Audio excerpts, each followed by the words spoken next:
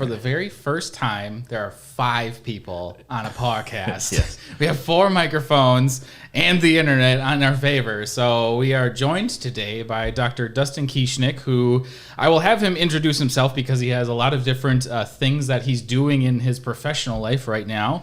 As you guys kind of see me circle cameras around, you'll likely see kind of a hit where we're looking. So we're going to look left and right and all that.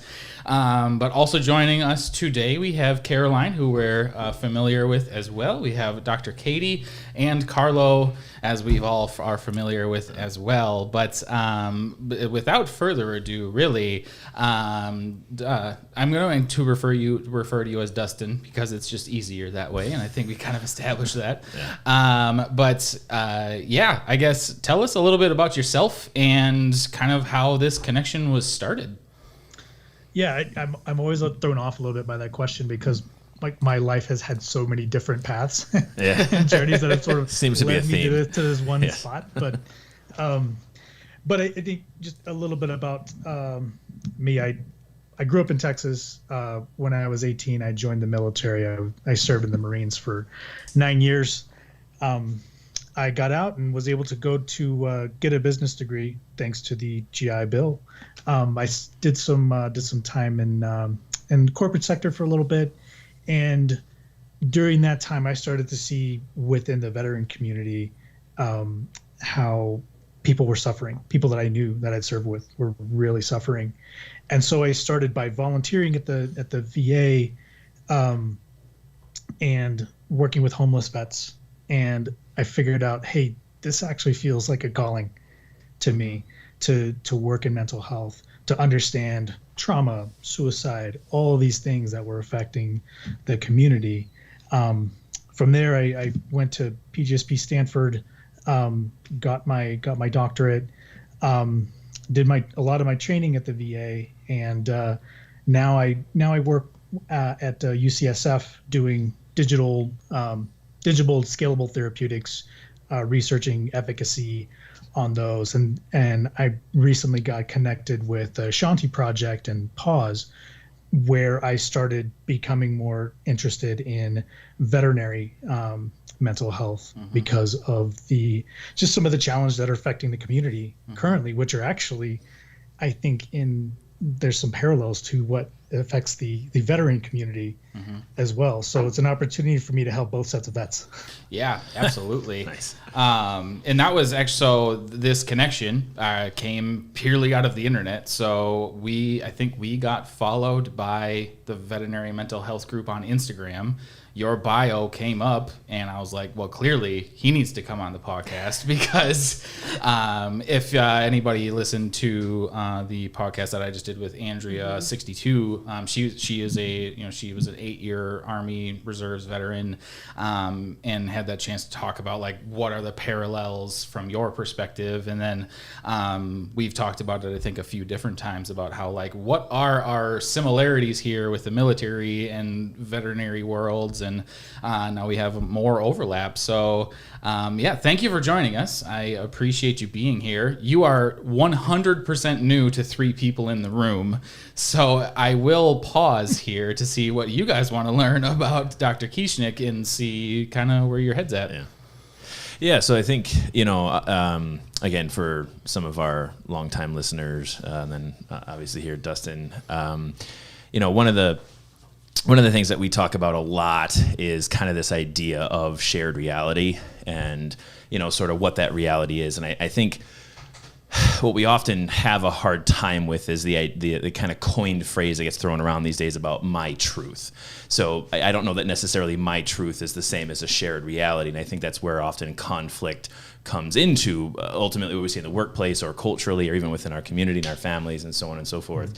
But kind of in that world where inevitably we start talking about mental health, what we try to engage on this idea of shared reality is really a solutions-based perspective. So it's not just a matter of like, let's just talk about it, but it's more like, what are we actually going to do about it?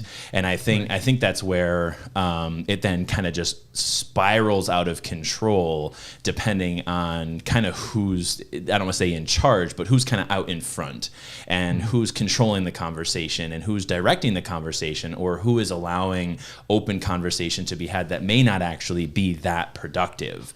And I think that's where what we often are challenged with is, not necessarily being out on our own as the only ones talking about shared reality and sort of a solutions-based, process, I guess is the right way of doing it. But it's more of what is most popular, what is most tangible, what can we find that sort of drives our individual directive, and how that actually isn't helpful, I think is ultimately what it boils down to, is when we start to get onto online forums and some of these items where it's like it is good to engage people who have a very similar reality, but is it necessarily that idea of, is this actually shared and is it productive?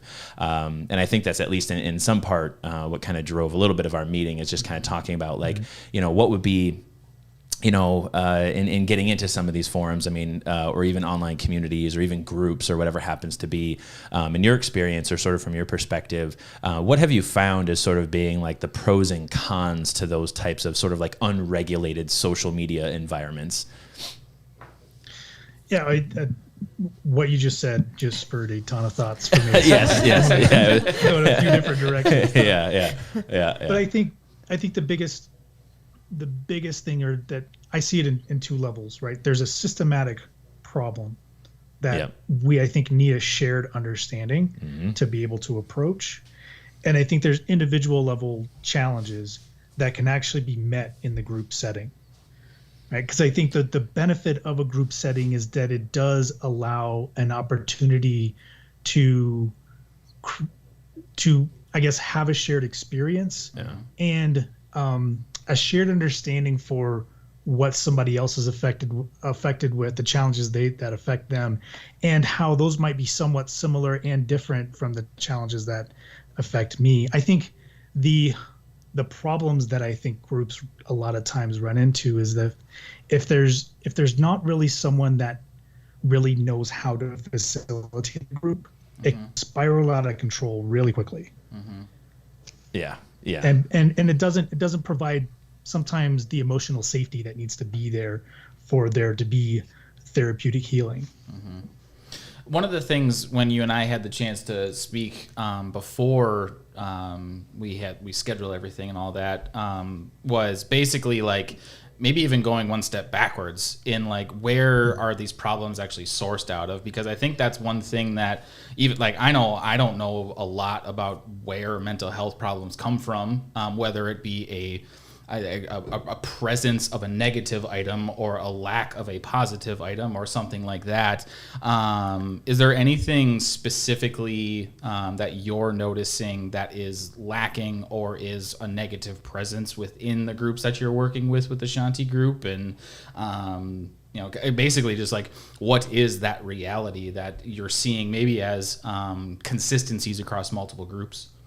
I mean, I think probably one of the most eye-opening things for me is just how in veterinary practice in general, I've learned that people are so isolated as a practitioner, or even I guess I imagine as staff too. I don't have quite as much familiarity with that, but just how isolated people are and how they have to deal with these myriad of stressors. Like I had no appreciation, or I had no understanding for just how stressful a job it is to be a veterinarian. And I think that to make the similarity to the veteran community, like both communities, very high stress, both exposure to death and also like in a sense that becomes very traumatic. And I mean, I'm speaking to the experts on this already because you guys experience it and have colleagues that experience this on a day-to-day basis. Yeah. And I think, same thing from a thought standpoint. I kind of used to make a joke. I mean, at least the idea of this isolation is that when you're in veterinary school, whether it be technical school, nursing school, doctor of veterinary medicine school, is there's this like idea where everyone is there together. We're all together as class. We're, trying to get through these, semesters, these exams. I mean, whatever it is, there is very much this group type environment. And then once you get out into actual practice, it's like, oh yeah, we're all this, close knit organization and this close knit group. And look at how great we are, except if you're in the same zip code. And then it's like, oh, well, actually the people down the road are my competitors and I can't talk to them because what if they steal my clients? And we had talked about this at a last podcast where it's like there's so much business in today's world. And first of all, I don't believe that doctors actually own clients. I don't believe in that. I don't think clinics own clients. I think that it's people tend to go to where they are best served. And if they're not getting service at one location, they're going to go somewhere else. So it's like we're holding on to this like traditional perspective of we have this, really small access or a small group of access as far as to build a business upon, and that I think further adds to our isolation. We even had a mentee that had come through, I think, towards the end of the fall. She's working now kind of locally in the area, and her and I just had crossed paths because she's working at a different practice. We had kind of crossed paths by phone, and I was like, honestly, if you need anything, just like give me a call or shoot me a text. I'm like, here's my cell phone number. She's like, really? You'd be willing to do that? I'm like, yeah. I mean, what it doesn't matter to me. Like, we're here to support. We're here to support. We're here to kind of serve, different ways. So again, I agree with you that kind of systematically there's these fundamentals of old business practice that I think are contributing to that isolation. In a way that we're just unwilling to let go of. I mean, we always say as an industry, we're just going to dig our heels in. It's like this is the way it's always been. It's the way it's always going to be. But and I think that. To take a step back, right? So you said in school, like there's you have your classmates. So there's like this group where you have that safety or that safety net. But to a certain extent, it also teaches you or kind of fashions you to be ready to take on the enemy, right? Because, my classmates, this is my cohort, and we have to do better than you're always in competition with the other classes. They classes, already pit you against each other. With the tech students, with the interns, with and so then we get into you get into your first practice and it's like, okay, where is my cohort? And so you've already been taught to like find the dividing lines instead of taught to become a team. Yeah. Right. Yeah. Well, and that has, to your credit, kind of bringing it back to the school level, that's actually part of what we're trying to do with the house system through Michigan State is really trying to fund a program that has more ideals of unity. And again, kind of having this idea of, shared purpose, shared well-being. Those are kind of things that we stand by, within our organization. But yeah, you're right. it does teach out is that we are exclusively an industry that's beset in hierarchy, but also like hierarchical tradition, where it's like we're fighting hierarchy, but we're also fighting tradition, and all of these things are being ingrained in us culturally. As and this kind of comes to actually perfectly leads into the trauma part that you were talking about, is that there's been a fundamental shift in the industry, from when I was a kid, to the human-animal bond spectrum has had a huge upswing. Exponential growth of the human-animal bond within the last decade to 15 years. And I think what ends up happening is, I would argue that, depending on where you grew up, what demographics you were, what kind of household you were in, income, that kind of stuff, is that if you had gone through sort of the veterinary curriculums and into the industry as kind of like a middle bond spectrum where it's like, you absolutely love your animals, man's best friend type thing, they're part of the family, but you're not quite to the high end of like fur baby, is that you're probably more well prepared for like the trauma of death. Whereas if you as a veterinary professional are coming into the industry now as those low 20s, those low to mid 20s, they've only ever grown up in a world where we have had an increasing bond spectrum, where now we're really now teaching them, they've grown up into the fur baby type category. And that's then when we talk about sort of the trauma of death, it's no longer sort of euthanizing man's best friend or euthanizing the farm dog, is now you're actually going through and suffering, the euthanasia or the death or the traumatic death, or, it's literally traumatic death, like hit by cars and, some of these higher order traumas, so again, and being exclusively unprepared to handle that degree. But then, like you said, then it sort of feeds in between those two things, between the isolation component and then the traumatic component. Is those two things, they feed for several reasons that I think, again, most kids these days, they just don't know. They're just not prepared. There's just not that experience. And even if you shadow in a veterinary clinic as, a high school student or your early college, it's still not the same as being in the shoes of the veterinary professional. You're also kind of protected from it too, because I know a lot of times, like as a high school student, I know, and I don't think I ever shadowed or was able to be present for the euthanasia conversation and of that end of life, quality of life talk until I was at least pre-vet, if not already in vet school. Like they do try to kind of shelter you from it a little bit because you don't know how someone's necessarily going to react. But I think it's interesting that you bring up the human-animal bond spectrum, because I had a great example of that last night. I'm sure. We had a caregiver come in that was kind of middle of the bond spectrum, and I'm just not judging anything, just saying that's kind of where she fell.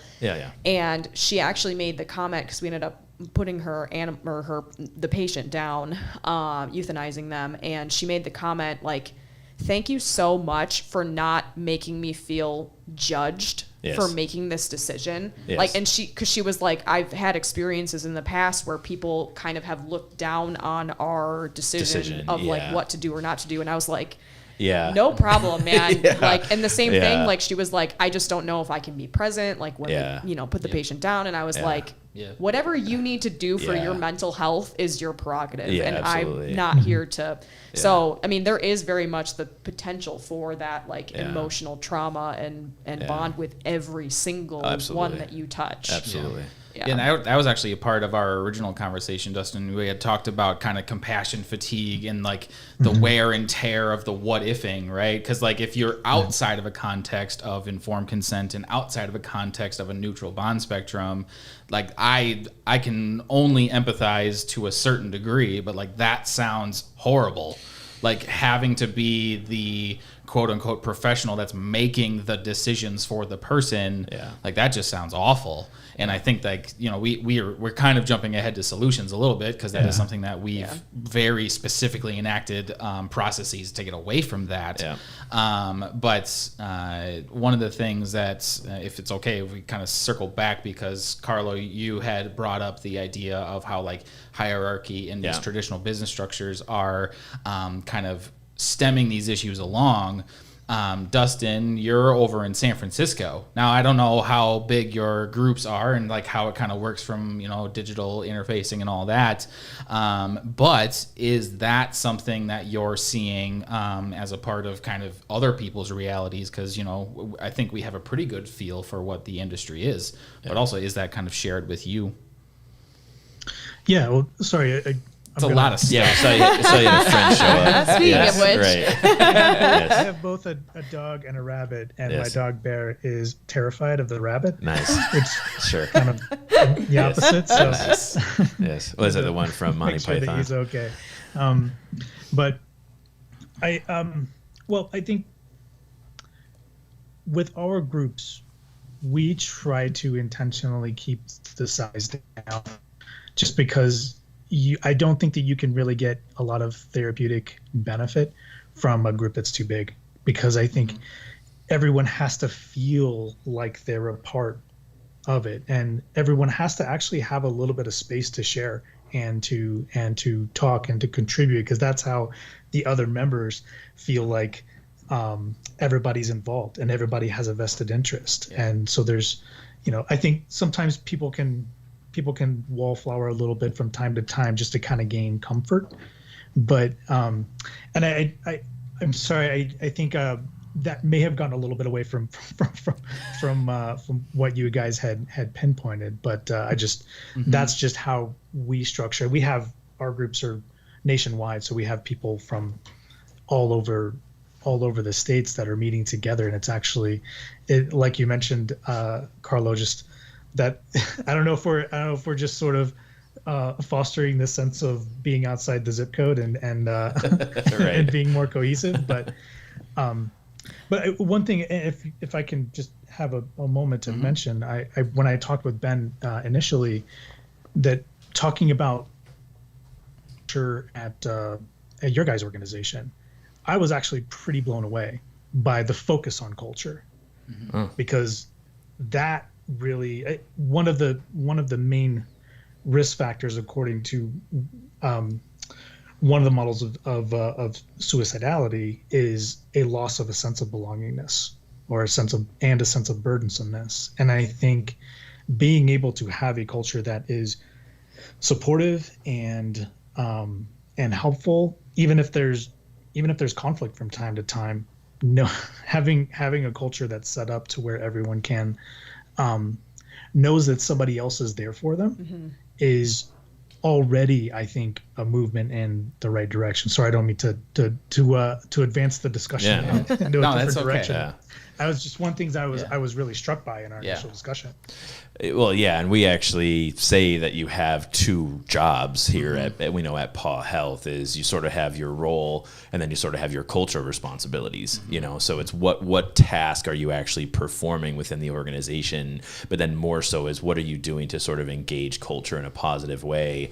And we've had good loss, quote unquote, over the years because of our sort of perpetual intention of engaging good culture.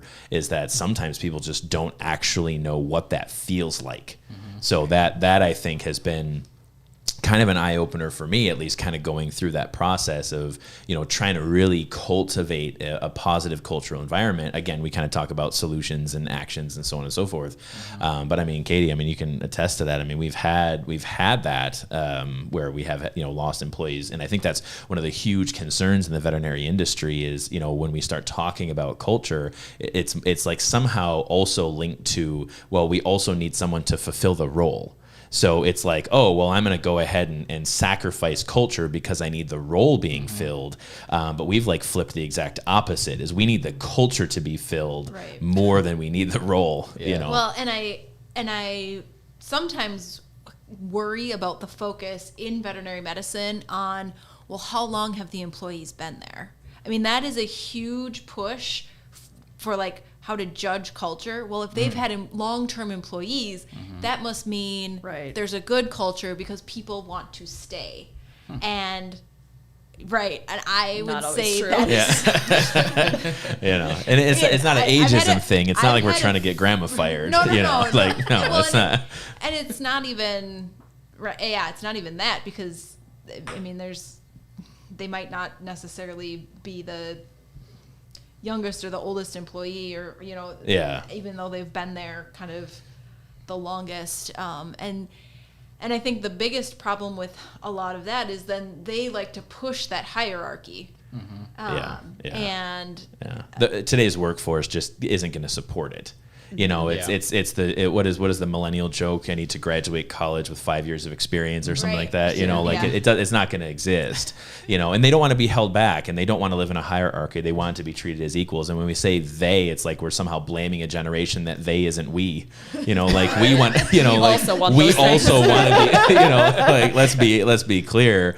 But I guess Dustin, in that respect, kind of talking about culture and kind of hierarchy and that kind of stuff is, talking about the different groups that you do work with and sort of engage with. What do you see as being very common cultural barriers or cultural conflict or lack of culture entirely? I guess, what do you kind of see? Because like I said, you kind of have multi-state groups. I mean, what do you guys kind of see as being a harmonious thread, if one exists? Yeah, I think one of the threads is what ifing on either diagnosis. Oh, sure. Or decisions. Another is, how do I deal with client or with patient owners, or I don't know what the common term is, but the animal's the patient, but the owner. Well, traditionally it's owner, and our organization will say caregiver, but owner's traditional. We're weird and have our own language here. Yes, it's the language of the future, but we'll keep going. But yes, owner's traditionally.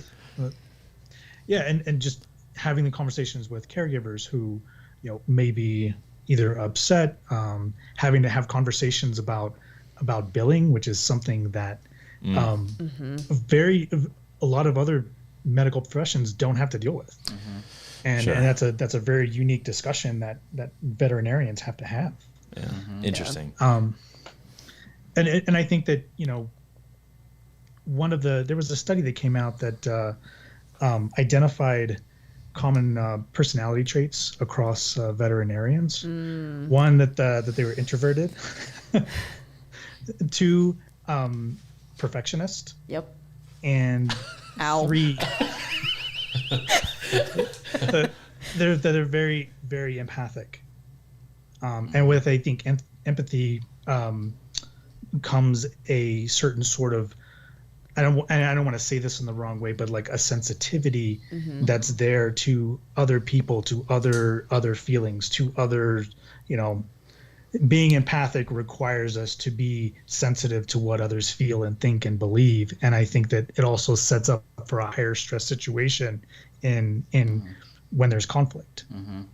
And those are a lot of the themes that have been coming up, along with this hierarchical organizational structure that just emphasizes productivity over everything else. Yeah. I mean, I think just our clinic alone supports those same data findings, because if you look at the DISC assessment for most of our staff, it's either IC or SC, right? Yeah, we have a lot of we have now 3 people that are high D behavioral patterns, right? But the overwhelming majority of our staff is high S, so big on stability, right? And we have 1 person that is low C, so everyone's high attention to detail or within that perfectionist type pattern, right? We have, but also high wanting to engage, like with caregivers, and wanting to have, like, I know for me, we have a little bit of a blend on the I variable. Gotcha. There is some highs and some lows, but what I think you're more getting at is altruism. Yeah. So we have a ton of that. When we also have an overwhelming volume of our people are empathic in the way in which they process data as well. So we hit all of those things as a general rule. Now we have our outliers, which I think we put as an organization a lot of value into, because they can kind of offset the flow, right? As Katie's just laughing over here. I am, but at the same time, I am introverted. I am perfectionist. I am I am high empath. I'm positive on the empath, right? But I'm lower altruistic, and I'm very high D. Yeah. And so that world kind of collides inside of me. Yeah. I think sort of the consequence of being perfectionistic is it's a predisposition to what if, right? To question everything. Yeah, and I think, and I don't know whether this is just my perspective on it, but I think one of the issues that I see, or at least I have with empathy is that somehow that is also then processed as responsibility. Right. So I think that's where, a lot of times I get called a sociopath, or have very, very low empathy. But I think that's what it is for me, is it's more of like, but if I can at least understand someone else's emotion, and understand that they are going through something, or whether it be a caregiver, a coworker, what have you, is what on the individual basis, I'm not necessarily just me, but for all the other employees, what is sort of that cultural responsibility? I mean, you have to try to fix everything. You have to jump in. And I think when we talk about the TED dynamic, we start to talk about the rescuer. So, and I think that's where, again, I have some conflict with a lot of these online forums, because if we're saying that as a whole we are perfectionists, as a whole we have empathy, as a whole we have some of these variables, it's then a matter of like, well, why do we think that we have the ability to engage these things to fix them? And are we rescuing them? And what sort of resources do we have, or should we have? Not necessarily as an employer or a coworker, but as an industry. And I think, again, that's where, Dustin, it kind of comes back to you, is saying, like, to really try, at least my perspective is to try to get away from this idea that just because I understand how someone is feeling doesn't mean I'm also qualified to fix it. And I think that's where I see at least personally, I see issues within sort of online forums and even within sort of the work environment, at least in some capacity, is being like, why? And maybe this is a really, really huge question, but what is and why is there sort of this overall hesitation to go outside of our immediate bubble? Is it just that perpetuation of isolation, and is that isolation systemic, or is that isolation individual? Because we kind of talked about that earlier. And the thing is, what is that? Is people just think that there isn't anyone that's going to listen, or only these small group of people can listen? I wonder if it's because change of that magnitude seems daunting. I'm sure. Yeah. Yeah. Especially if you're a perfectionist, right?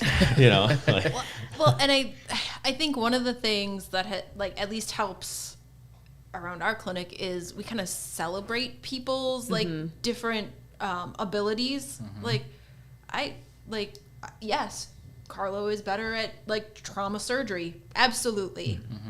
No qualms about admitting that. Yeah. Right. Yeah. Yeah. Have me pick up a dental burr. And, it's like, So it's, and that is very tactile, at least on the role side. But again, I agree. I think on the cultural side, just acknowledging that we really do need everyone part of the team. And I think, Dustin, you actually touched on something that kind of hits pretty close for me, is that, we have actively tried, and even passively of some capacity, to never talk to our support staff about numbers.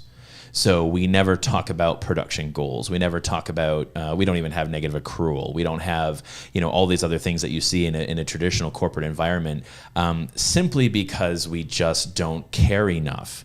A bigger part for us is, again, focusing on that diversity within the staff and understanding, like you said, we need some of those really kind of, pardon my French, ball-busting people to make sure our process is still running. I mean, we are one of the last clinics in the state that isn't patient capping, so we have to be able to serve in a very, very effective manner.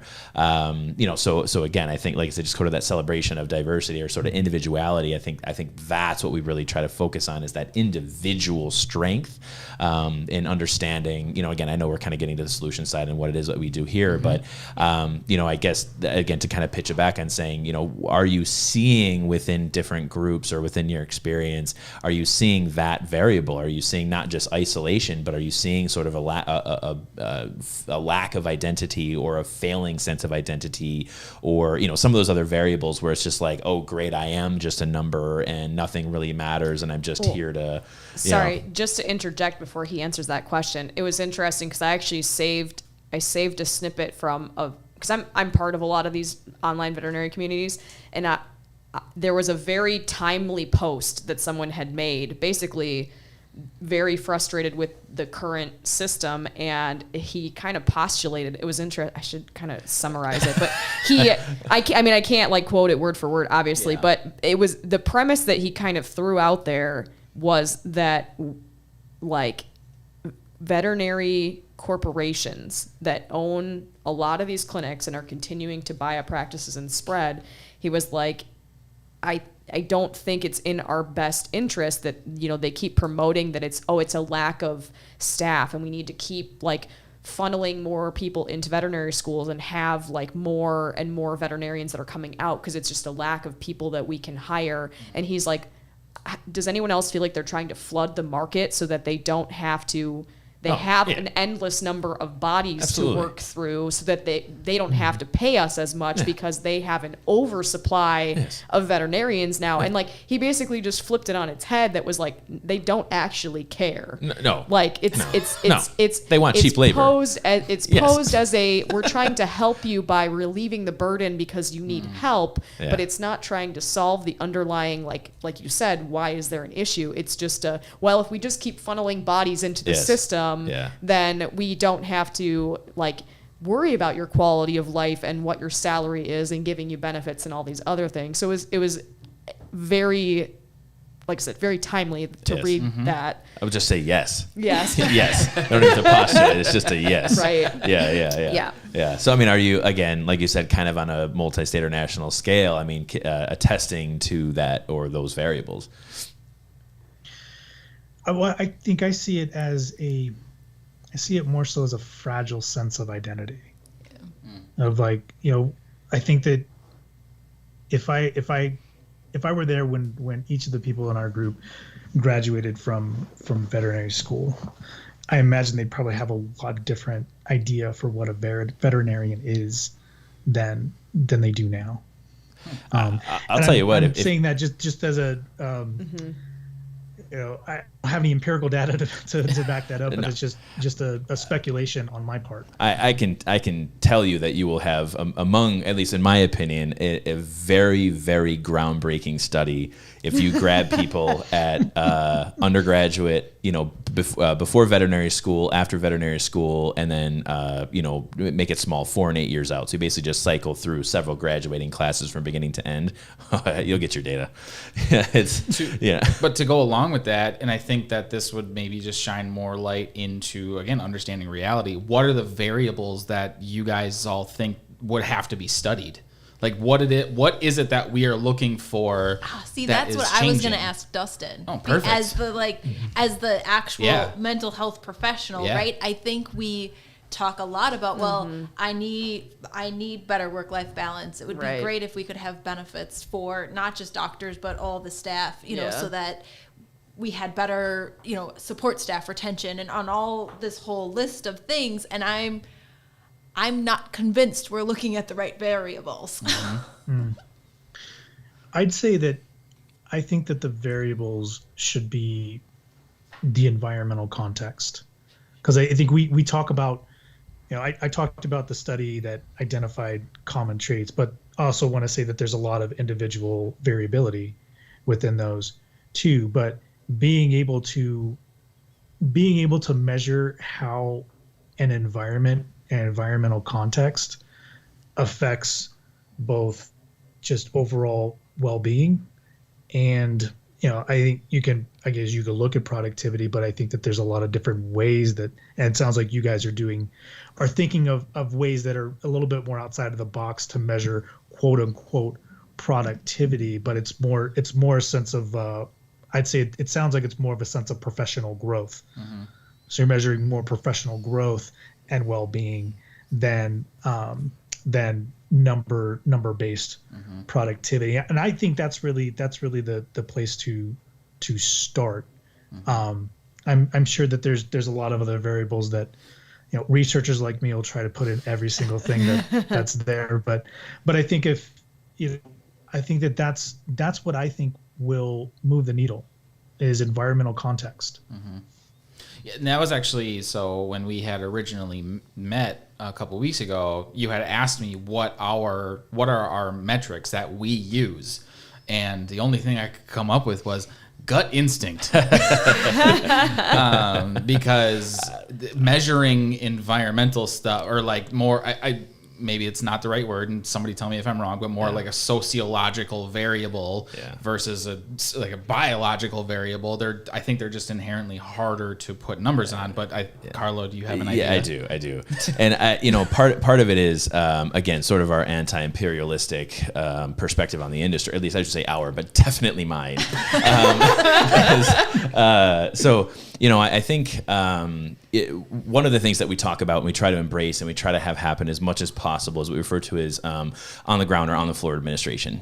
So that way you have a constant pulse on what is happening culturally within the practice, not by word of mouth, not by a peer review once a year or twice a year where it's like, okay, so-and-so is going to go up for the review and this review is going to be related to their raise, and if everyone's just going to trash them, then this is the only data we have, is everyone's just going to say their piece once a year, and that's going to be our measurement on how we assess this employee's performance or sort of cultural, within the environment. So, we've stripped a lot of those away. It's taken a little bit of time. We pulled raises away from performance reviews. We call them performance reviews, not peer reviews, so on and so forth.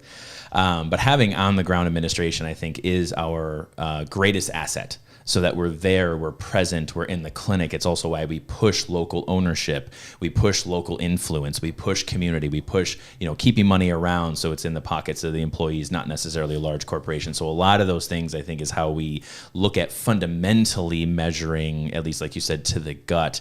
But the other thing is that when you have an individual, an employee, a coworker, a professional who is starting to negatively impact culture, and I think you brought up earlier the what if, what if this employee leaves? Well, we need this employee. What happens if they leave? What does that mean to our workload? What does that mean to our caseload? And I think what I have noticed quite substantially as a metric, I have heard more laughter, and I have heard more engagement, more enthusiasm. Since we had offboarded one of our long-term employees, probably about 2 months ago, something like that. Yeah. But it's like the environment for the staff as a whole. That's the metric. Yeah. It's what is the feel? How are they feeling when they're coming to work? What are they talking about? Are they not even talking? Are they talking quietly behind closed doors because I can't talk in front of him or her? Or is it do we have these dominating presences that are really oppressing the staff through sort of whatever it is, a traditional sense of hierarchy or some of these other things. So I just wanted to expand upon the gut. I have noticed it went from all I could hear was like yipping dogs to now all I hear is laughter.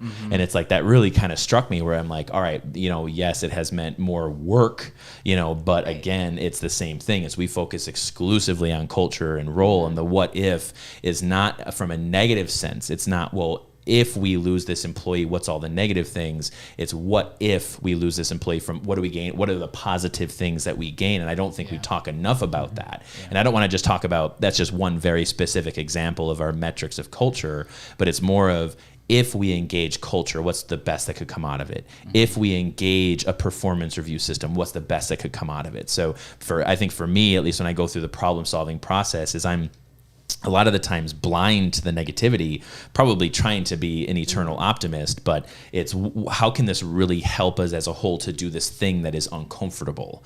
And I think that's, if that spurs a thought, but I gotta say that would be a metric. Yeah. Sorry, it spurs one of my thoughts. Yes. So I think one thing that is difficult in all of this, like we've talked about small groups, we've talked about PAW and like basically trying to be out in front and leading and drawing as many people to us as possible. But I think part of the issue with all of this is that the veterinary community is not a monolith, and the group of people that are affected and struggling is so large. And it's like with any kind of cultural movement, you look at the struggle of cohesiveness and everybody being on the same page and kind of coming together as one coalition to say this is what we need. You get a lot of like infighting and bickering and like trying to kind of go back and forth as what is the most effective and what should we be doing and whatever. And I think, like I said, that part of the problem is that it isn't a monolith, and you're never going to be able to deal with struggles for everybody in the same way. I think we are trying to take this approach, and like I said, for people that are drawn to PAW, I think it works for you or it doesn't. And I don't know why it doesn't work for the people it doesn't work for. Obviously, they're not around still. But like I said, the small group setting and that one-on-one and like building community is much harder to do on such a large level. And I know there's quite a bit of frustration in the veterinary community with like the AVMA, like the lack of like we're stuck at the awareness level and don't feel like we're making enough progress in the actual like solutions section. But I think that's part of some of the barrier too, is like, how do we take this huge mass of people and unite them under one? We can talk about the PAW education portal if you wish. Well, I think to dovetail off of that, I know one of the things that we try to isolate, and a variable that is part of our central variable of measurement in our groups, is felt support. And I think that the psychotherapy in general has a similar problem in measuring outcomes, and it can be symptom reduction, or over the course of therapy, or whatever myriad of measures we've come up to try and figure out how people change in the course of therapy. And some of it is just the gut, like, does this person just feel better? Mm-hmm. Does this person feel supported? Because if they do, then that's a platform from which they can start to sort of, it branches out. It allows them to I guess, be more efficacious in other purpose. Areas too. And I think there's a reason that there was a study on military veterans coming back from war that the number one protective factor against development of PTSD was social support. And I think that, stemming from that, we want to try and keep it simple and say, if people come away from these groups, I don't know that we can necessarily change the world with our groups. We're trying to. We'd like to. I don't know that we necessarily have the scale yet to be able to do that. But if we can have people come away feeling, I'm supported, I feel supported, that's a win for us. Right. Well, and one of the things that you had mentioned kind of at the beginning that was,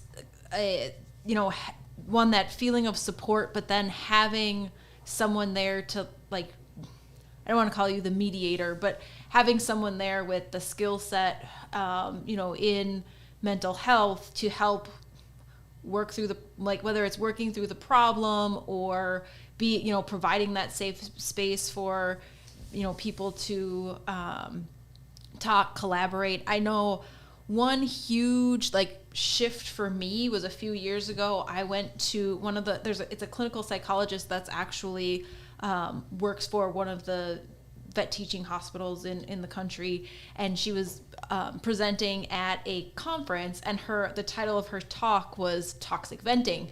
And everyone around here knows about it because I talk about it all the time, because it was this huge mental shift for me that we can't just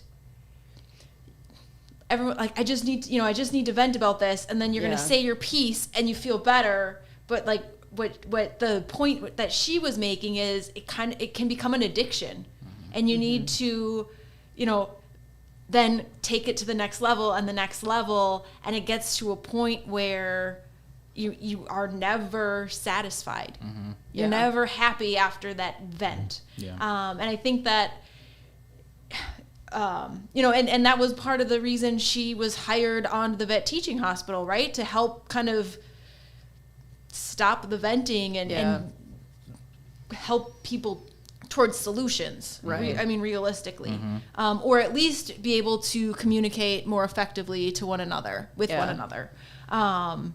And so I think it's, like I said, I think it's great. I really like that idea of the smaller groups where not only do people feel like they're not isolated, they're not alone, but then they have someone like you there to help take it to the next step, right? Not stuck in not only are we not alone, but we don't need to, and I hate to say, this doesn't sound, it's not exactly what I'm trying to say, but we don't need to feel sorry for ourselves. We can problem solve through this, or it's a coaching mentality versus and there's a negative connotation to saying victim mentality, because but we talk about the whole victim, our drama dynamic in the victim role versus coaching and that kind of thing. So it's that shift in, You said the right word, Caroline. Yes. No, I know, but you know what I mean. Sometimes the words that we use here have carried a different. We try to take some of the negative connotation away from it, because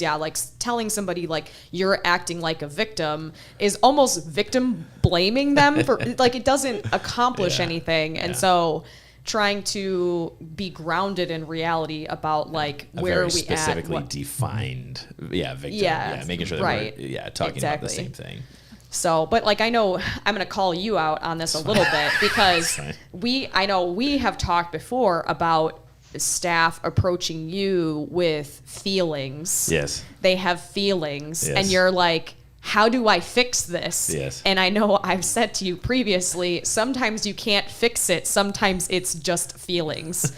And it's something that I'm going to quote my dad here, Erwin Rauschendorfer. Welcome to the podcast. Yes. But he's actually called me out on toxic venting before. Like, and basically I've used my parents quite a bit as a litmus test, especially in previous practice, because I've worked at practices that were, I'm not going to say they were toxic practices. It just wasn't a good fit for me. And that's ultimately why I left. But my parents have called me out on, like, is this you having feelings and looking for a problem and making yourself the victim where you just need to get out and, like, make a change? Or is this, like, genuinely an issue where this needs to be discussed or dealt with or whatever, and trying to separate out that, like, what is just complaining and what is something that is actionable. Well, and actually, Dustin, to bring that back to you, I think along those similar lines a lot when I hear, again, when people want to talk about the toxic culture and things like that, how much of our perfectionistic personalities, right, we don't want to be the problem. And maybe we're not necessarily the problem. The place it's just not a good fit for us, right? There isn't necessarily, I mean, there's always, as people, we can always be better. Clinics, there can always be improvements, but maybe it's just a bad fit. Yeah. And I guess, from a mindset, is there, a way to allow us to, like, be okay with that? I will. One of the, I guess, for lack of a better term, treatments for perfectionism is intentional mistake making. Yeah. becoming more comfortable with being able to make a mistake, which cultivates a sense of being able to forgive. And as a psychologist, I'm going to say there's always a place for feelings. Right. Yep. And at the same time, I think the warning sign is whenever there's a feeling of being stuck. So in perfectionism, that's being stuck around a thought, around a mistake. With toxic venting, it's being stuck with continually and frequently doing the same thing without a change in outcome. I don't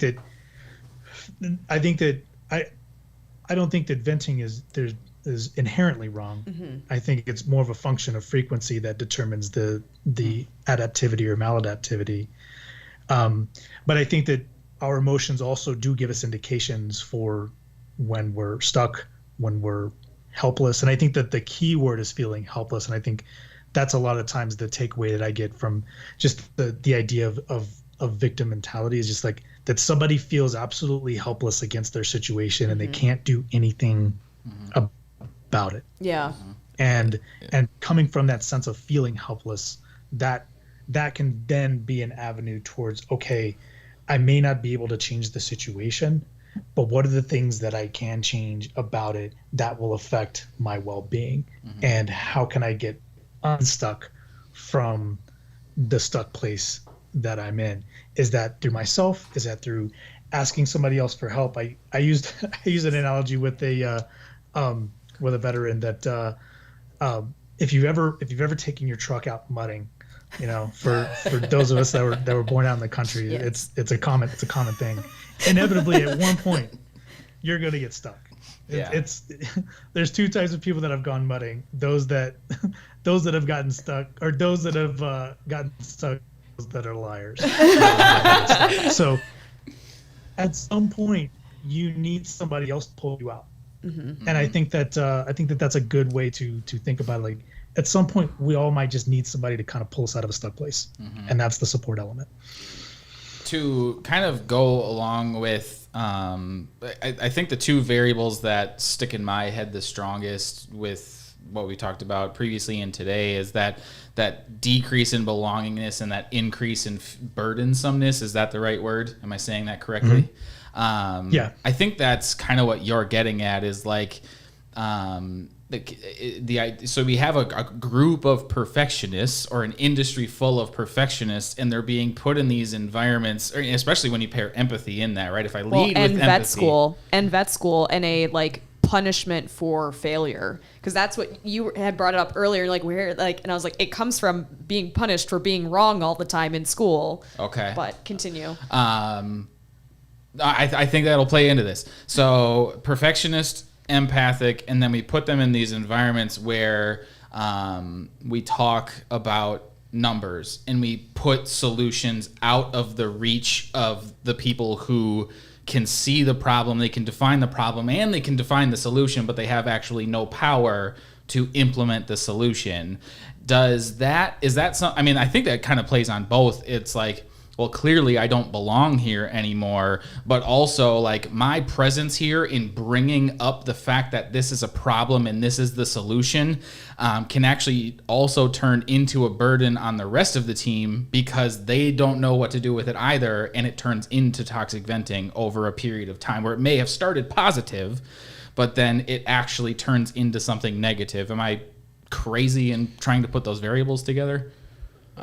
No, I would say that happens pretty commonly in a corporate environment, regardless of the corporate environment. Because if you have a group of people where like, well, I don't even know why management runs it this way, and it needs to be run that way. Yeah. You know, so if you have where, like you said, there's problems and there's solutions being proposed, but the individuals who have the solutions have no power to enact the solutions, then yeah, there's absolutely going to be a sense of helplessness. Well, and the other thing to go along with that is, and now that I'm again gathering these thoughts out of my mouth, with empathy is because of the fact that the metrics are so like kind of undefined, where it is just like, I know that this is right, I know that this is wrong, I can't necessarily put words to it, but this is a problem and we need to find a solution for this, or like, this is working, don't take this away. And then they say, well, how is it working? Prove to me how it's working. Prove to me how an ultrasound is gonna, you know, how you're gonna make money with an ultrasound, right? Yeah. And it's like, it's so hard to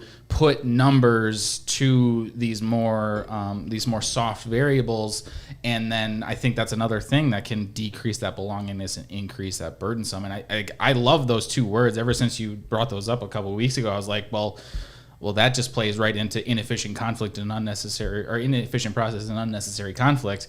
And it's like, is that a parallel? But yeah, I didn't have a question or a leading question, so I'm going to let somebody else talk.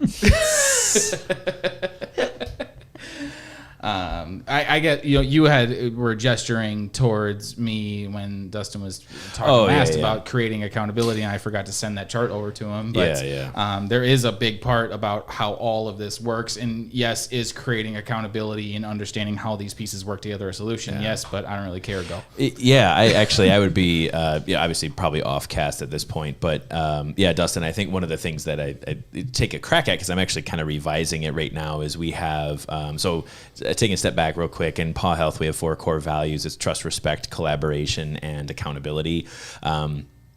We've been talking about in-the-moment accountability for years, about how like really on-the-floor administration, the more we can engage and have accountability in the moment, you don't necessarily need like an after-action report. You don't necessarily need case reviews. You don't necessarily need some of these after things if we're taking care of it right then.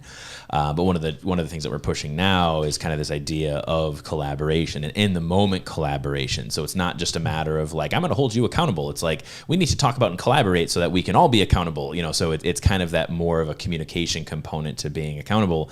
But one of the things that has been in process really since the inception of Paw Health is we've had different accountability diagrams, whether we talk about, because we took a lot from the TED dynamic, the victim, rescuer, persecutor, and then I forget the old terms. It was creator, leader. Anyway.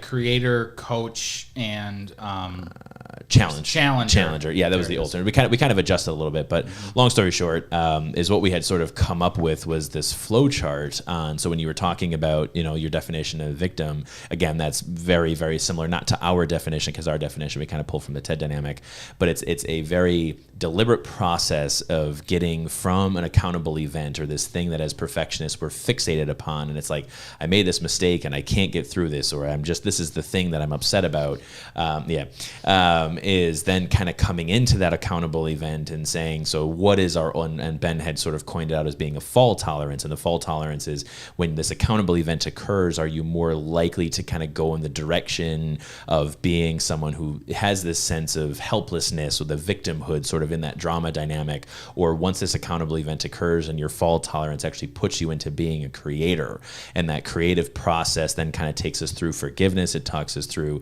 you know, solution process, working with your mentor, mentors, working with your leaders. And so we have this whole diagram that I actually like to really kind of get, talk to you about and get your feedback on. It is online. I am in the process of revising it, but that's one of the things that I think we focus on exclusively. And when Caroline, of course, calls me out on this, not listening to people's emotions, is that a big part of that is actually like my brain is just constantly geared now towards being a creator. Like I don't, like when I hear emotion, and I know this isn't correct, I'm just saying when I hear emotion, I almost always think someone is acting a victim because they think they're powerless.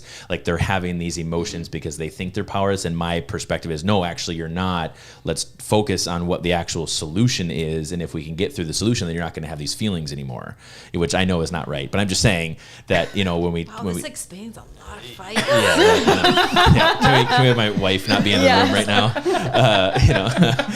But anyway, so that's, like I said, just kind of talking about creating accountability when you're kind of talking about that is, we talk about the metrics of culture, but I think, for us to kind of take out of this and start to talk about like the solutions that we have available. And of course I make the joke about our education portal, but I think what I see is the value in what we're trying to do. And I know you guys are trying to do as well is, for me to say, to fix an entire industry, you had mentioned earlier that it seems a very daunting task. I don't think so. I think that if we have a solution or a process that can be applied locally, something that can be applied in the small group setting, because if you can fix the ground floor, because for us we have an inverted org chart, so as we put administrative at the bottom and all of our support staff is supported, so they are the top of our pyramid, not the bottom. So we, again, fundamentally feel that the solution comes from having process. And that's where when I hear of people saying, well, maybe I wasn't a good fit at this clinic, to me it always rings the next question, but why? And if we have a tool that says this tool is actually a universal problem solving tool, and this universal problem solving tool actually allows us to say, hey, what they're doing in San Francisco, what they're doing in Boston, the fit that we have in northern Minnesota to the fit that we have in Louisiana, it's going to be a hard, like I am not going to function well in southern Florida. It's going to be way too hot. I'm going to hate it. But if we talk about, from kind of this work environment, that's what, like I said, I'd really like to kind of engage on that to say, hey, there is this thing that we have used internally. And I feel that, again, if we have this thing that, again, is a universal tool that allows it to be universally applicable in very specific scenarios, I think that's what is the ultimate solution to the industry. Because, again, what you're kind of talking about in these small group settings is having them come forward with a tool or something that they can come from, and even if that's just a matter of I feel like I'm a part of something, but ultimately it's not being powerless. And how can we have influence? How can we change those things around us? Because you had kind of said when people start to understand themselves, they branch out, and it's like, well, if we can start to encourage more of the branch out in our organization, we call it Tier 4, but more of the branch out where it's just like, hey, if you're struggling with something, I bet you someone else is, and how have you positively engaged that, and how have you changed your own life, but also how can you continue to change the team, and how can we have that local influence? So that's why, like I said, to kind of discuss on that, I guess I don't even know where the question is on that. I know I kind of went off the rails, but I guess part of the question, at least in some capacity to you, is would that be a asset to have that type of thing exist, to universally be applicable, to some of these clinics or to some of these individuals or to the industry as a whole, directed towards engaging and understanding feelings exist, but then also into having a roadmap on what to do next? I think so, because I think that having a template makes change a little less daunting, because it says, okay, somebody has done this and they've been successful, so maybe that makes it more feasible for me to be able to do that and be successful. From a mental health standpoint, I see sort of a universal process like that as a preventative mental health treatment strategy. Right, because you're taking care of a lot of variables and factors that play into when people have mental health challenges. And so I think that I think it's hugely applicable. I will say that I think something like that has to be flexible enough to fit into to adapt to the different cultures that it's deployed. Absolutely. To be able to embrace the spectrum of personality factors, but also still be flexible enough that it's the same framework. It's just adaptable enough to fit them into that framework. Yeah, absolutely. And I think that's even when we talk about our star chart too, because different teams are going to emphasize consistency or competency or, some of those other variables that we have as measures of success. It's not, like you said, it's not like binding everyone up into being like, if, we do it this way, so you have to do it this way. No, I agree with you. Universal tool, I think, is again... Well, and that's what that tool is, which is why I think that we've had that intention within Paw Health as a whole, it not even like necessarily like applying it to different cultures or different clinics, but it's been like every scenario has got these little idiosyncrasies. Well, the fact that it has taken new life, right? Carlo's currently working on the next working model of this process. I mean, I'm going to make this one knowing there's going to be another one, but it's only because, again, I think part of it is, my idea of perfectionism. And again, this is just how I view perfectionism, is that I already know what the perfect thing is. I just know that I haven't gotten there yet. So I don't know if that's the wrong way of thinking about it, but that's not the way most people think of it. But it's being open to the idea that what I'm currently working around right now, this is something that I'm putting a ton of time and effort into. It might not actually work as well as I think it's going to work. And when it doesn't work as well as I know it's not going to work, it's going to be better the next time because I'm already accepting of the fact that it's not going to work well. Yeah. So it's more of just sort of embracing that idea. So you're exactly right. It's just being okay with letting it go. But knowing that it moves towards something better each time. I think that's the idea. So I think part of Carlo's struggle specifically, or the frustration that you feel when people have feelings and get stuck, comes from the sense that you are your whole goal is to empower people. You want people to feel empowered and know that they already have all of the tools in their toolbox to fix it and to make get rid of the problem or make change for themselves. And me even being one of those tools. The team being one of those tools. Yes, I know. That's fine. Such a joke right now. I know. It's definitely like a 90s kids joke. You just called yourself a tool on the internet. That's fine. I don't remember what I was talking about. Sorry. So it was just to the extent of what you're saying. So just saying that like Carlo's goal is to he wants everyone to feel empowered, and so when people come to him wanting to talk about feelings, it's like, okay, but what's the problem so we can get to the solution? And I want to skip all this middle business. Yeah, exactly. Because actually, I mean, I have a couple of friends and former coworkers and classmates from school, and I've struggled through all of this my own self on my career journey. With basically, there was somebody I was talking to recently, and they were like, "Oh, I'm so envious of you and your current job, and I just feel like you have this level of mentorship that I'm so jealous of, and I wish I had the opportunity to do it." And I was like, you need to get yourself a Carlo. And then I was like, actually, I'm gonna channel Carlo and tell you that you should just do that. Everything you said just now that you want to do, that you're scared to do, he would just tell you to do it. You should just lean into that, because that's all you do is say, just lean into the discomfort and run with it. But it was just that's been kind of what I've taken away from it, and what you've kind of mentored me to do is stop being scared and just we talked about jumping off the cliff. You don't know if your parachute's going to inflate and what's going to happen, and you might die at the bottom, but it's okay. Not really. It's you're so hung up on what happens after and the what ifs. The what ifs. And so right back to just you, Dustin.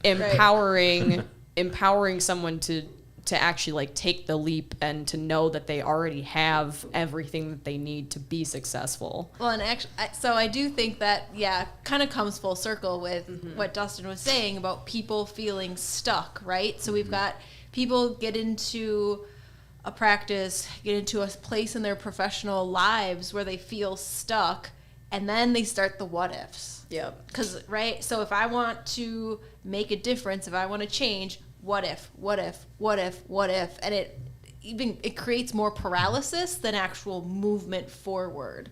I think a lot of the times. Yeah. And I think those are the things that feeling stuck is what really leads to compassion fatigue and burnout. Yeah. Like And feeling then you powerless lose- is Then you the lose number one factor. purpose and hope.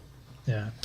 Yeah, which we did a whole two-parter on the book Grit, which you and I had kind of talked about as well. Like that concept of losing hope is I think that and like that the feeling of powerlessness are pretty tied together.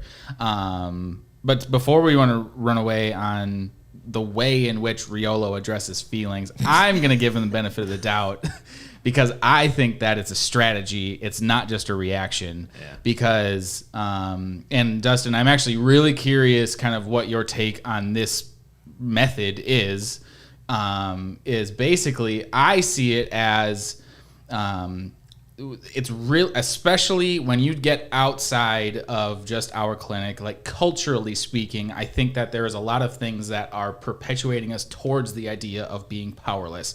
There's a lot of things that are in our lives from a media perspective, especially that tell us that we can't fix the problems that are in our lives. We are victims. We need to rescue those that are around us. Blah, di, da, di, da.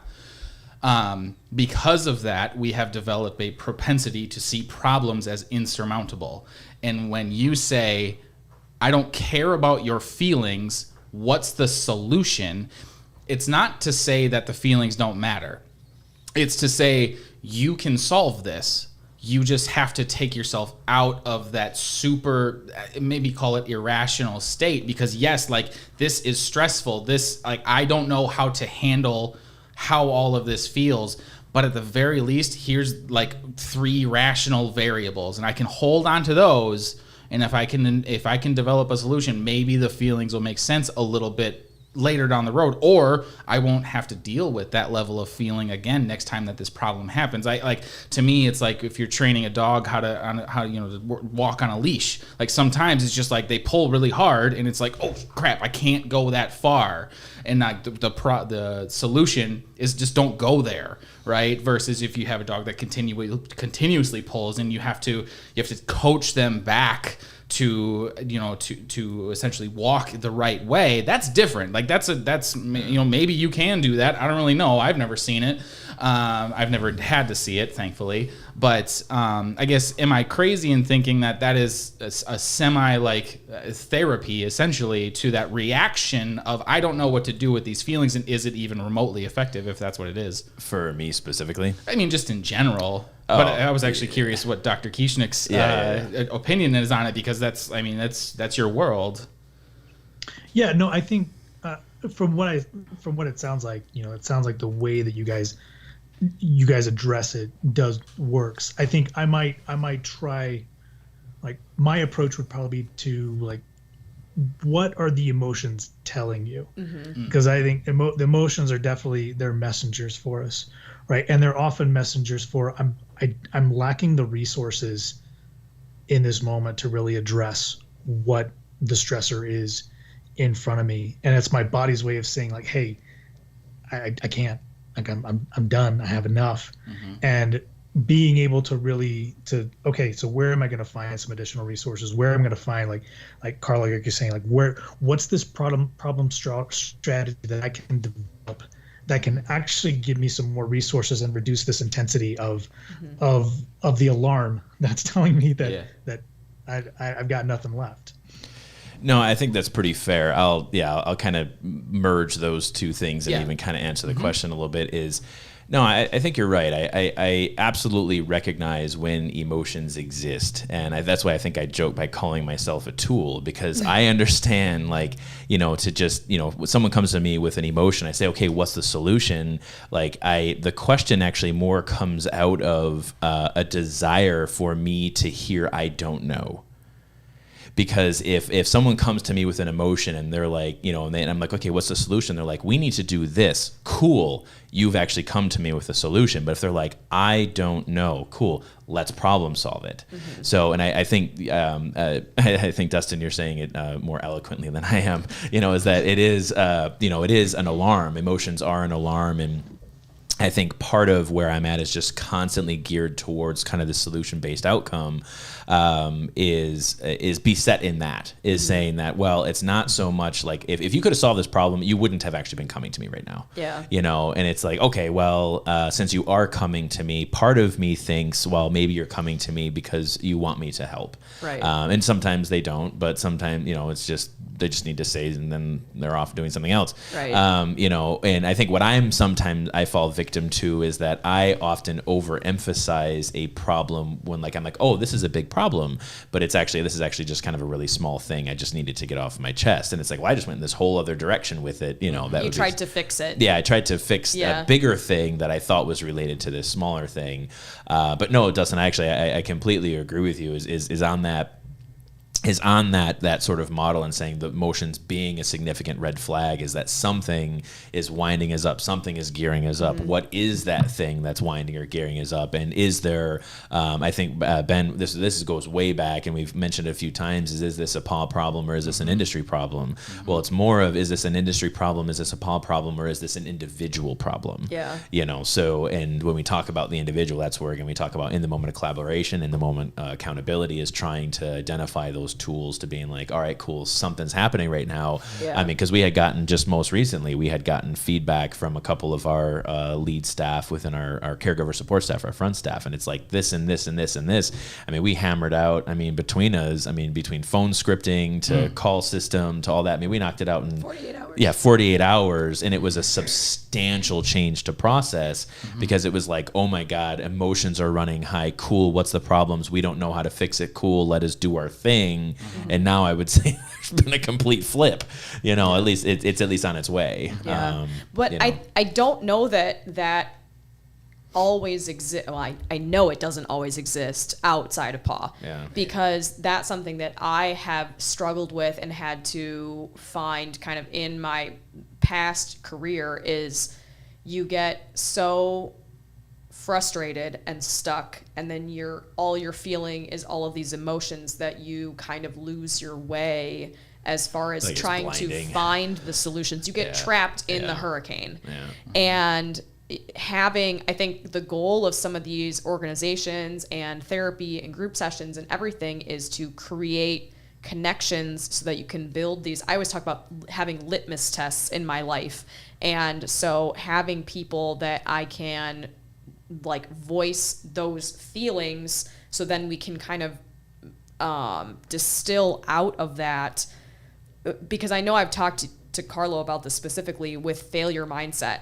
I was worried that in one of my previous practices that I had a failure mindset, that I was like, I am the barrier to myself moving forward. And I think this is where you have to be kind of careful with the whole like victim mentality, like insurmountable barriers and all that stuff, is that sometimes you do have barriers in front of you. And I think the goal of our kind of mentality is that you never have all barriers. Like, you may have some, but you have to, you always have a path that's open to you. It may just be hidden, or you may not be thinking outside of the box enough as far as finding a solution. But you do realistically have some insurmountable barriers. And so the conversation we had previously was, you had said to me, no, you don't have a failure mindset. That's not your barrier. You have a growth mindset in a failure environment. I felt stuck because I wasn't able to influence or make change in the environment that I was in, and felt helpless, powerless. And so my solution that I ultimately had was like, I'm out. Right. I need to find a new environment. Right. Right. Yeah. I guess with that, because we are roughly at about an hour or so, I didn't want to end this in. Now, I think that you and I, Dustin, have the intention of doing this on a more frequent basis, and potentially having a room of 5 again, which is awesome. But before, because I think that's a good transition into what the Shanti group is. And I want to give you the opportunity to explain to everybody that's listening or will listen here in the future about what that group is, because I think that it's a little bit of that sounding board. So Dustin, tell me a little bit about what the goal of the Shanti group is, and kind of how you do that. Not to be political, but I'm going to answer that question by first saying another thing, but I'll come back to it. That's fine. It's good. Yeah. I'm big on interrelatedness, and I think that things just in the world in general are interrelated. And I think that what we're trying to do at Shanti is really on in a social support level. What I see you guys doing, and please correct me if I'm misinterpreting this, but you guys are approaching things from an organizational and even a systematic level. But all of those things play together to affect the person. I look at it kind of like as a combination lock. Like there's a set of numbers that if they fall in the right place, they result in being stuck or even worse mental health outcomes. And so what we try to do at Shanti is on the individual level, help people get supported, and by getting supported, feel like they have more resources and more coping strategies to address the situations that they're in. One of the actually interesting findings in our when we collected the data for our pilot was that as people's felt support increased and their just sort of overall well-being increased, but their ability to influence the situations that they're in actually remain the same. So, in some of the environments that you're in, you may not be able to affect different aspects of it, but you can affect some things within it. And that's part of our goal is to help people come to those answers by just talking with each other. A lot of what we do in the group it does not come from the mental health professionals. It comes from peers talking to peers, like, hey, actually I was kind of in a situation like that, here's what worked for me, or like, actually it sounds like that actually may not be sort of the environment that you want to be in. And so facilitating that discussion, I think, is really the key to understanding that there's more support and resources out there than just being isolated. Carlo, you're the guy that knows all about interdependentness of all these variables. So I mean, if you want, you can industry overview kind of like, I think there's a lot of, I think that there's a lot of overlap, I guess is the easiest way to put it, between what's happening in San Francisco and across the United States with the Shanti group and what we're doing. And we're sort of approaching it from two different levels, because for us it's like, well, you built PAW because it's like, well, an organization also needs to impact this change, and then we need to push that up into the educational system. We need to push that up into the industry, and doing it as an individual is significantly more difficult than it is to do it as an entire company, right? I'd say it's two sides of the same coin. But and that's so we're also doing it on an individual level, maybe not to the degree that the Shanti group is, but I think it also exists. But like, no, I think actually, I think Dustin hit the nail on the head. It's a combination lock. And I always make the joke that I would run a failing business in Boston. I don't know how the locks work down there. I mean, honestly, but it kind of comes back to the same thing. As I completely agree, the interconnectedness between those things that we have set out on the industry overview, at least from my perspective and the perspective that we kind of founded our organization on, are fairly universal. Just what are those barriers that we're seeing as a whole, and how are we, again, how are we making our way through the university? How are we, coming out into 1 to 3 to 5 practices? What is this? Who am I? I think there's, like you said, and I think my not necessarily just my fear, but I think the ultimate reality that has been shown within the industry is that it does end with mental health results. I think whatever the combination is universally is ending there. Whether it be in San Francisco, whether it be in northern Wisconsin, whether it be in Louisiana, is that they, for the most part, while the combinations may be different, we're all unlocking the same thing. We're all walking through the same door. So I think, I completely agree with that idea that, it's for me, it's again, just coming back to solutions. I still feel that there's a universal solution for these, that it's going to work on the local level, and that's, I think it comes back to small groups. That's again, part of my anti-imperialistic perspective is I refuse to believe that there is going to be a healthy environment when a corporation owns 150 different practices. I just refuse to believe, because it doesn't exist currently. And it's not to say that it can't in the future, but if we have these environments that are exclusively driven by production and by numbers and what is the outcome, how much are we turning per invoice and all these things, if that conversation doesn't change, then we can go ahead and just assume that currently veterinary medicine in the 2020s is the human industry in the 1980s. Like we're only 30 years away from all the stuff that's happening on the human side. We're not that far away. We've always made the joke that as an industry we lag behind the human profession by about 20 years. So it's either we stand up and start to make an impact now, or we're going to be stuck with the results. And it's just a matter of identifying. I think combination lock is one. I think Rubik's Cube is another. It's we got all the colors. That's probably more appropriate. Yeah, right. Yeah, we got all the colors of the rainbow, but it's So that, like I said, I think a universal approach is a solution. And I think that provides us a good kind of jumping off point into hopefully another podcast with you, Dr. Kieschnick, because I think that we can get into numbers of what the actual reality of veterinary mental health is at, but we can also Google those things. It took me 20 minutes to write down a lot of numbers. They're not really great. We'll just stop with that. Yeah.